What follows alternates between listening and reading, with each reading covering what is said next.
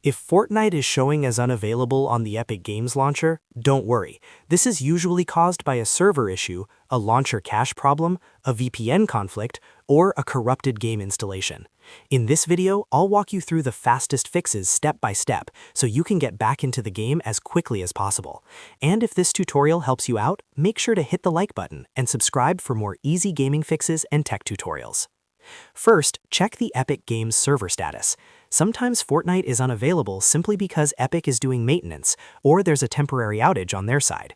Before changing anything on your computer, open your browser and search for Epic Games server status or Fortnite status. If the servers are down, the best thing to do is wait until Epic resolves the issue. If everything looks normal, move on to the next step. Next, completely restart the Epic Games launcher. Don't just minimize it or close the window. Make sure it fully shuts down. On Windows, you can right-click the launcher in the taskbar or system tray and exit it completely. If needed, open Task Manager and end any Epic Games processes that are still running in the background. Then reopen the launcher and check if Fortnite is available again.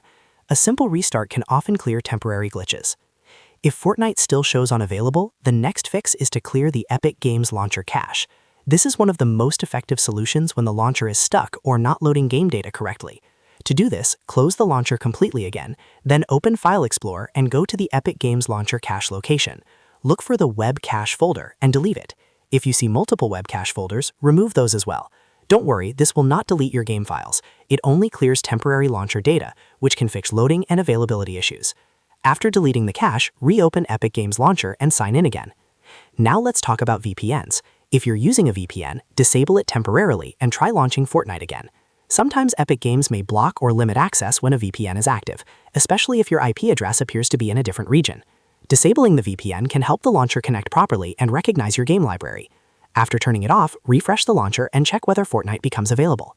If the game still isn't working, the next step is to verify the game files. This checks your Fortnite installation for missing or damaged files and replaces anything that's broken.